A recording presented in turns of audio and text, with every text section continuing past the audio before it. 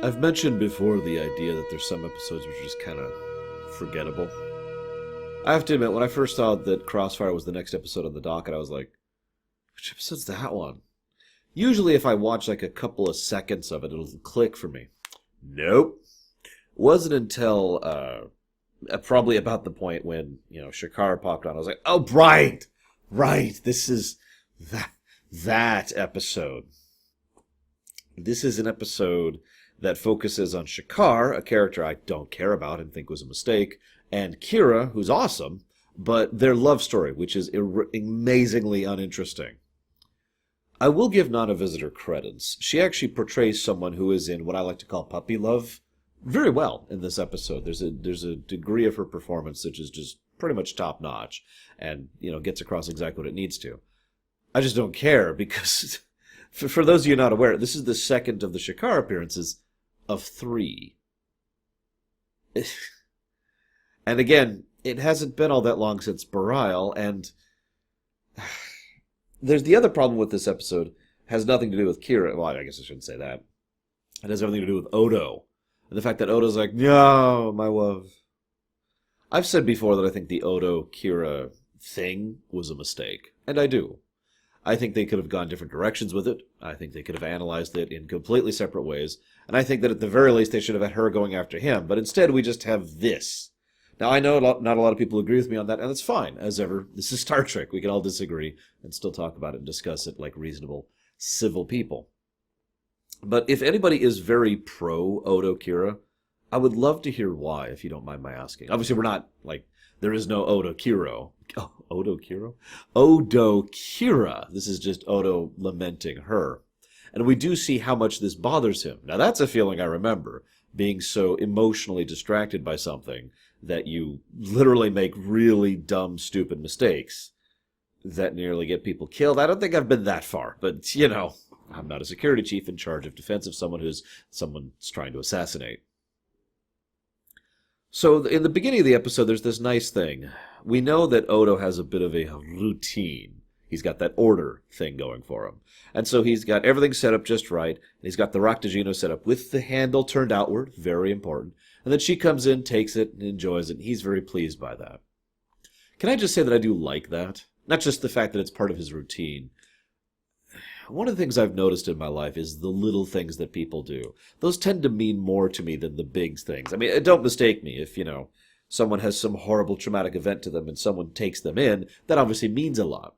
But if someone is just struggling and they get up and the other person has got them a little stuffed animal to make them feel better, just little stuff like that really touches me. And the fact that Odo goes out of his way to not only have the Raktajino ready to go the way she likes it, make sure that handle is tilted outward so she can just grab it swiftly and easily. Little details like that help, because little details show that you care. So there's this nice little bit where we find out that there's leaflets and vandalism about screw the Federation, we shouldn't join the Federation, etc., etc. Now, as I've talked about many times before, the Bajorans being anti-joining the Federation actually makes a lot of sense, even though it is, from a macroscopic perspective, incredibly stupid. But I do find that interesting in its own right, especially since apparently the Federation are still dragging their heels on this. Why that? Remember, the Federation wanting Bajor to join the Federation was a thing before this show started. That goes back to the TNG era, before, Emissary. And we're in the 4th year here of that endeavor. Why does it take so damn long to join the Federation? Now, I know you're probably thinking, Laura, what's wrong with you? Of course it should take long. I mean, think about all the things that have to be hammered out. And yet, at the same time, we see no real evidence of that anywhere else. And again, that's actually contradicted in the future in Star Trek IX, but that's kind of a separate topic. They were more desperate there. And B, as was pointed out by Shakar and Odo in this very episode, Bajor is still in dire straits. To put this into slightly different perspective, they are still only 4 years into recovery from a decades-long occupation which has destroyed them culturally, religiously, economically, industrially, and militarily. Never mind their connections to the outside galaxy. This is the kind of thing that if they want to be part of the Federation, and indeed the government of Bajor and the majority of population are in favor of it, this is the kind of thing where the Federation Council should be like, yeah, let's speed this up a little bit, guys. Let's go. And apparently they even agree to that in this episode, which is even funnier considering future stuff. Anyways. So, Quark comes in to complain about the noise. Is this new? Like, did their quarters just get shifted? Or have they spent the last 4 years living right next to each other, and Quark is only now starting to complain about it? I like to think, like to think they just shifted. And Odo himself implies that this was a deliberate thing to poke at Quark, so I don't know. What do you guys think? Because this might just be a plot hole. I don't know. And then we find out about Suresh. Now, he's interesting to me. He's actually probably, to be completely blunt, more interesting to me than Shakar himself is. Suresh is the guy actually running the government, as I like to say. Because... how do I phrase this properly? Any sufficiently complex organization, one person just isn't going to be able to do enough of a job of making decisions and connecting to everything. They need adjutants. They need aides. They need advisory boards. They need ministers to help them, adjudicate the government, right? I mean, that's just a duh, right? So I like the idea of this guy being the one who's actually politically savvy and actually connecting. There's a nice bit later on where he says, hey, that's Vedic such and such. And she's like, yeah. Oh, I'm going to have to go challenge him to a racquetball thing. And she says, well, he's really good. And he says, don't worry, I'm terrible. But it'll be a nice way to talk to him. That's smart. And I do like the portrayal of someone who's a politician who isn't a slimeball. It's a little bit common, for very obvious reasons, that fiction will portray politicians as slimebags. Shakar himself also, there's this nice little bit where Kira says, I hope he's learned not to mumble. And even the aide is like, remember, enunciate. Funnily enough, I vary on how much I enunciate myself. I've actually taken lessons, believe it or not. I've talked about this before, and learning how to do this. And it was something I had to learn when I started really working in theater as well. But I don't always enunciate, because what I do is I just talk very naturally to you guys. So I hope I'm always understandable to you guys. Fingers crossed. No, I'm kidding. But I like this because it helps to showcase some of the different types of charisma.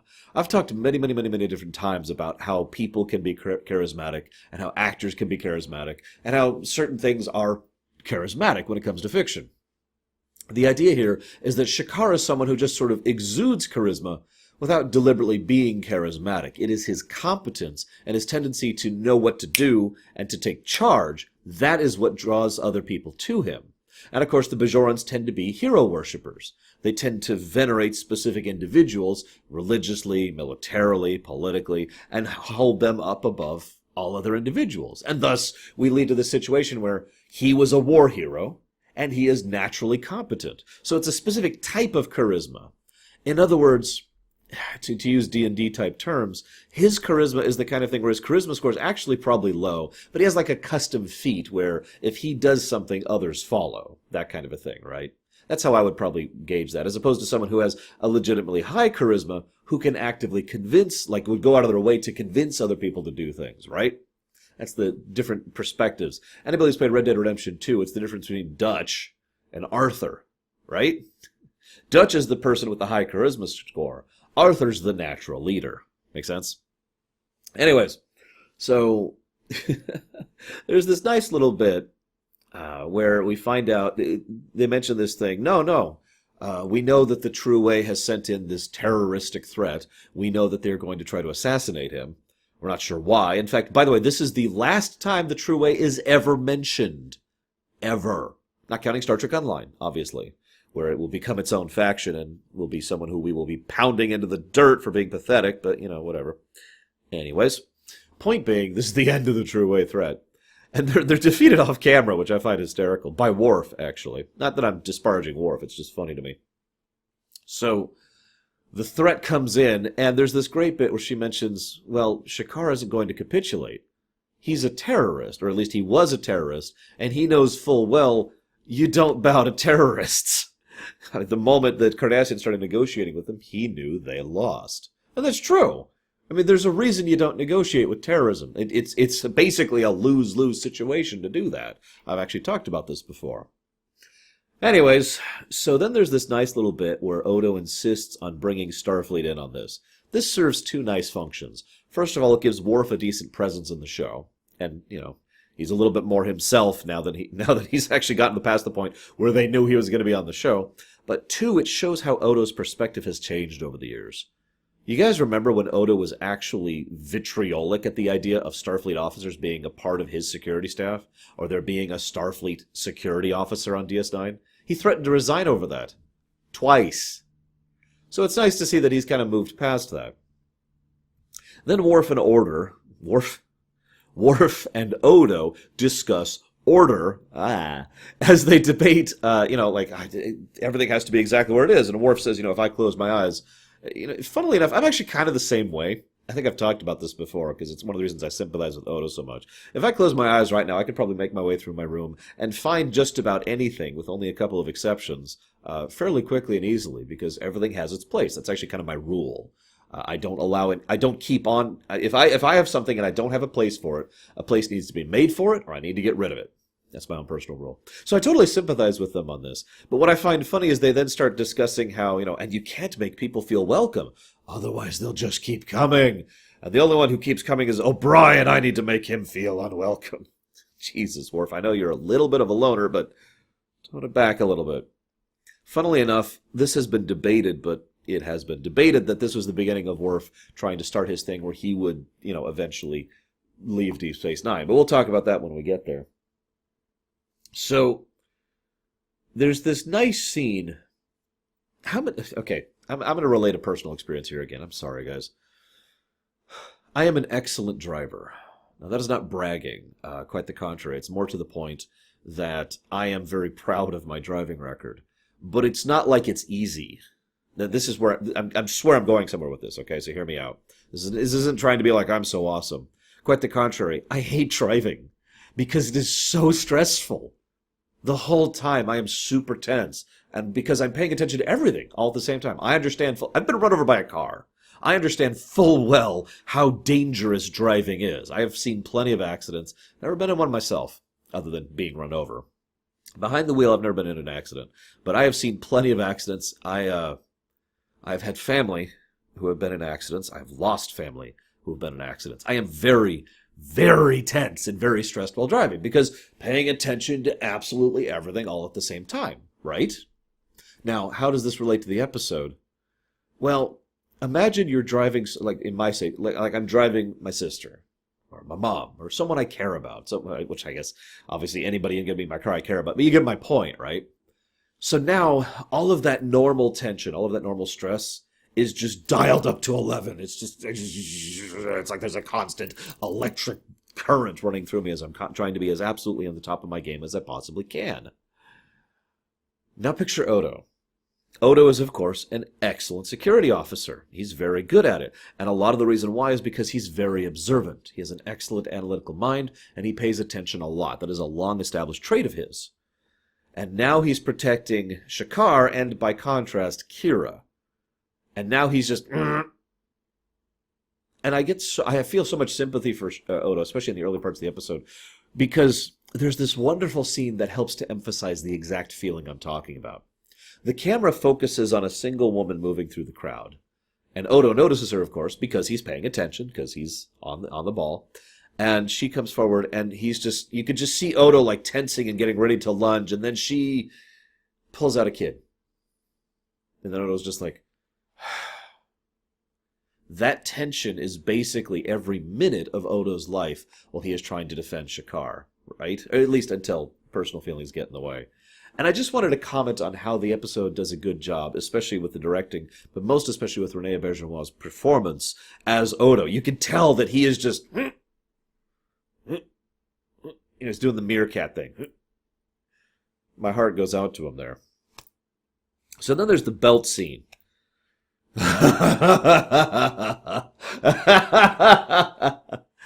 actually talk about the belt scene more later, because it's actually more relevant later. So, once again, the feds are delaying. I've actually already talked about that. And then there's this really great scene, which is also horrible. Shakaar starts talking to Odo about his romantic feelings for Kira. I could dissect that scene, but I'd rather just say this. I want you to picture that every word coming out of Shakaar's mouth is exactly what Odo has already been thinking this entire time. I'm falling in love for her. I know it's close to her having just had a relationship. We've known each other for a long time. There's a lot of familiarity there. I don't want to jeopardize that friendship because that friendship's very important to me. But I don't want to lose the chance to lose something that's extremely valuable to me. But at the same time, if I tell her, maybe she'll take this as a sign that people care about her or comfort her, and I have no idea what to do. I have heard people debate for years that if Odo had just opened up to Kira earlier on, before Shakaar, if Kira would have reciprocated. What do you guys think? As ever, love to hear your thoughts. You know, I feel like I say that a lot. Let me make something very clear. I mean that when I say that. I have an old rule. I don't say something if I don't mean it. You know, you don't say thank you, in other words. You don't say thank you if you don't mean it. You don't say have a nice day unless you mean it. That was something that my mom drilled into me when I was young, and I still firmly believe in to this very day. So when I say I love hearing your guys' thoughts, I frickin' mean it. So please, share your thoughts. So they have that whole scene, and Odo's just... And then Odo goes off and starts inspecting the thing, and Quark says, man, you're in a mood. I find it funny that of all the people on the station, the person who probably knows Odo best is not Kira, who's been working with him arguably longer, but Quark. Now, this is another one of those interpretive things. How much of a legitimate friendship there is between Quark and Odo. And honestly, it probably varies from episode to episode, and some of the writers themselves have disagreed on the specifics, so that probably adds to the problem. But I think this episode was a very definitive Quark legitimately cares about Odo kind of a thing. He could still care about Odo while still being a Ferengi. He could still care about his business profits, he could still care about his bottom line, and still care about someone else. It's not like those are mutually exclusive things, right? It just makes him not completely selfless, which is fine. That makes him a different person, right? But Quark just nails him about Kira, and just right to the wall, accurately and immediately. And Odo just freezes up, loses his temper, and stomps out. How often have you seen Odo lose his temper like that? It has happened before, but it's damned rare, isn't it? Which, of course, brings me to the turbolift scene. Actually, it brings me... next thing it brings me to is the morning cup of coffee scene, where he's running out, and she's like 20 minutes late or something like that. And he's got the Raktajino ready to go, and he's got the thing, and he's just waiting. She finally comes in, she's like, hey! And he's like, oh. And he's just waiting for her, and she's like, what? Your Raktajino. Oh, I already had one this morning with Shakaar. Listen, could you do this by yourself? I gotta go do something. Bye. Yeah. Now... what I find most interesting about that whole thing is I like the little things that show you care. But as a consequence, and this is something of a flaw in my own personality, I pay attention to the little things that show that you don't care. Now, it doesn't necessarily mean that you don't care. It just means you're not thinking about it. It didn't occur to you that sitting here and not taking the cup of Raktajino and being late to this meeting, which we basically just do because we're having time together as friends, they even mentioned that at the end of the episode, that would hurt me. But, no, it's okay. You were distracted. Go on. Have your fun. You can tell I'm kind of on Odo's side in all of this, but I have something else to say about that, so let's just get forward with that. Because the problem is, as much as I say I'm on Odo's side, that's actually inaccurate. There's no sides here. I sympathize with Odo. I empathize with Odo. But again, Odo probably should have been a little bit more honest about this, or given up. One of the two, before now. But I'll get to that in a moment. So Odo is so distracted he lets the turbolift go before verifying, which is, well, that's indicative of how much this is bothering him. Like, he has reached the point of actual incompetence. Which, okay, that's a thing. I mean, Odo's not perfect. But that's also a very rare thing, especially for Odo. Even Sisko points that out, and Odo's like, don't worry, I'll do my job. And Sisko says, all right, that's all I need to hear. You could tell the amount of trust that Odo has built up, that Sisko's willing to let go what is basically an example of gross negligence on Odo's say-so. But this is basically his one and only strike. He's got to make up for this after this. So then Odo says, well, okay, I'm going to go talk to Kira and deal with this. And he finds that Shakaar and her have, let's call it what it is, formalized their relationship. And that scene is also especially painful because she is so happy and relieved.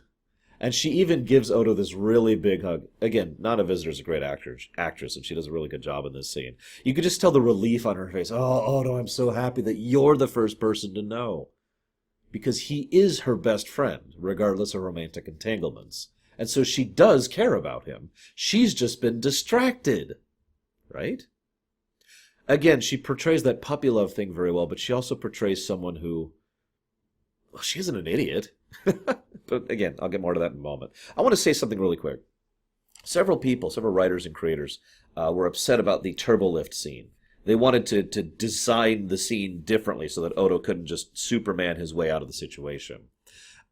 Now, on the one hand, I disagree with that, because Odo's a freaking shapeshifter. You've already given him the toolkit. If you restrain him from using it, then you're doing bad writing, basically. To explain what I mean by that, if you write in some way that Odo can't use his powers, like, I don't know, in the extremely insane possibility that he actually became a solid instead of a shapeshifter, then sure, at that point you have removed his powers from the playing field. But his powers are out there on the board. And if you just ignore them, for no given reason, that is bad writing.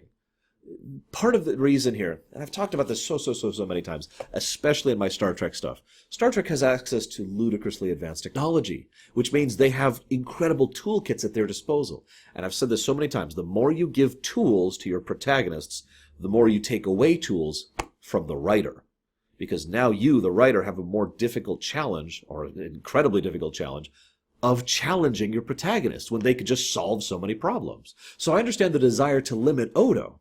But again, he has these abilities. We're already there. This is not a state of saying, oh, well, Odo can't shapeshift, because he freaking can. He has already done this multiple times. So him stopping the turbolift is something that is completely logical. And in fact, is a very Odo thing to do. It shows kind of the logic of him being able to work through this situation. However... I do understand and sympathize with the desire to not make it so that, we can't challenge our protagonist, that any situation can be solved.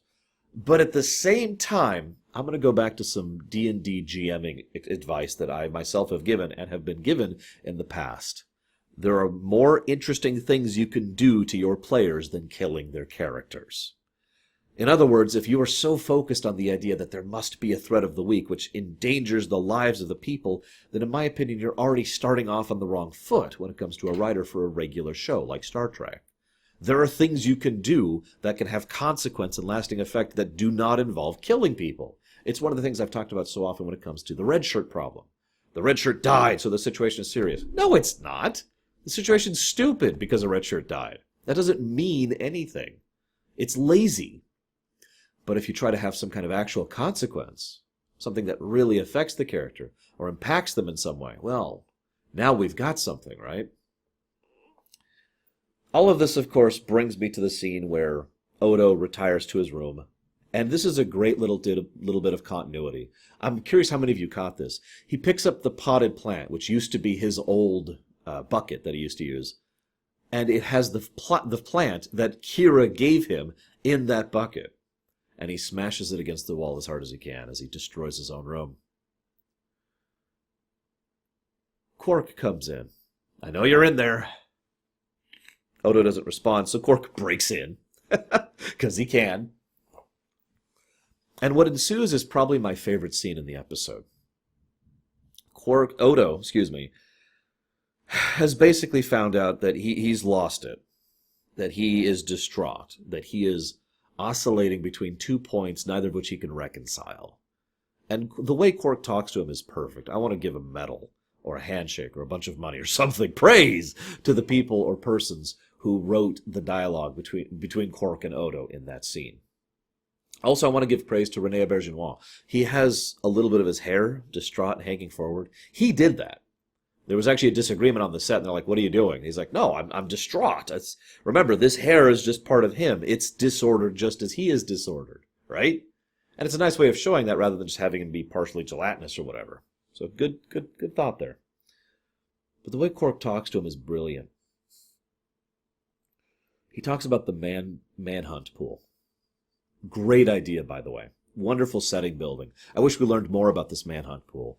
But again, Quark flat out lays out the reality of this. The very fact that a regular gambling pool exists, not to determine if you will get your man, not to determine if you will find your suspect, but when, says an enormous amount about the amount of trust, respect, professionalism, and competency that everyone presumes of Odo, of the reputation he himself has built.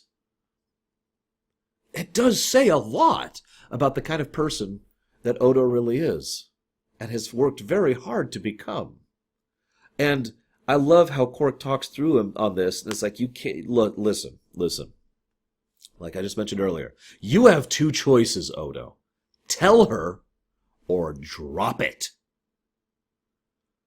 Now that sounds harsh and cold, but let's be 100% blunt. I wish someone had given me that advice when I was a kid. I can even tell you the name of the girl. Natalie was her name. And I wish someone had told me, tell her how you feel, or drop it.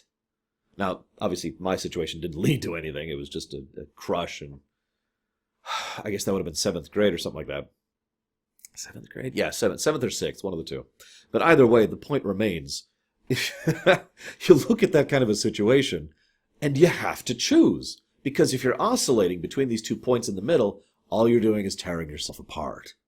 And that's exactly what Odo's been doing. And that makes sense. He has no experience with this, just like I didn't back in 7th grade. The difference is I lived in a human society where that kind of thing is normal, and I got those experiences and developed, and, I had the backing and infrastructure to be able to comprehend and move on from that. Odo's basically by himself. Who does he have to turn to talk about this? Kira? Worf? O'Brien? No. No, ironically, the only person who is truly close enough and understands Odo well enough to talk to about this is Quark. And that's exactly what he does. And he comes in here and he just lays it out. You can't do your job. You have been the guy who always gets his man. And right now, you're not. And you need to decide. And what I love most about the episode is it plays it out as if he is going to tell her how he feels. But he doesn't. Instead, he does the exact opposite. He moves on. He lets go. He says, all right, I'm going to cancel our morning appointments. And the way she reacts to this entire episode, I've been thinking in the back of my mind, how does she not know? I mean, you could presume whatever, and of course she's kind of got the puppy love thing going on, but how could she possibly not know how Odo feels? Right? Forgive me for paralleling something weird here, but there's a scene in Return of the King, the film, specifically, where Egwin? God, I can't actually think of her name right now, turns to Aragorn and says, do you not know? And he just kind of hesitates and looks down and is like, okay, yeah, no, I get it. Because of course he knows, right? How could Kira not know? Well, I think this is more complex than simply a binary situation. I think she didn't know because she was so wrapped up in everything else. Odo doesn't really give a lot of signs of this normally. It's only really become a thing since Shakar came on board. Now, she was in the that almost adrenaline rush kind of a thing. I'm sure most of you know what I'm talking about. That like, I've just started dating someone and, everything's awesome. Puppy love, right? So she was just kind of riding the wave, so it's logical that she wouldn't notice until the final scene. And in that second to last scene, excuse me. And in that second to last scene, she's not riding that wave of puppy love. She's just talking to her friend. In other words, her brain's fully engaged. And he is pretty blunt about this. No, it's okay. I need to assign my time the way I need to do it. I need to focus on what I need to. And then, of course, he doesn't have the belt on. And she notices. In this scene, I think she picked up on it. I really do. And I credit all of that to Nana Visitor, once again. Because the way she reacts to him, it's very clear that she realizes something is up. And that this is more than just a simple reassignment. That he is hurt by something, or he is distancing himself from her in some way. And she recognizes this. And it's a pretty good scene. I don't know how much of an impact it has on her. I mean, she goes right back to having her affair, I shouldn't call it affair, her relationship with Shakar, her puppy love with Shakar. But you could tell that she does at least recognize what's going on here. And then there's this really nice scene. Earlier, Otos says, "I thought you were coming here as a friend," and Quark just says, "Nah." And then at the end of the episode, we find out that Odo is enduring 3 days of reconstruction to add soundproofing between his floor, between his quarters and Quark's. Do you think there's the real friendship there? Or do you think this is just part of their little game? I've heard many people argue both ways over the years. And, as ever, I'd love to hear what you guys say too. I enjoyed this episode despite myself. Kind of below average from Deep Space Nine, but some really great character stuff between Quark and Odo and Kira. I'll see you next time, guys.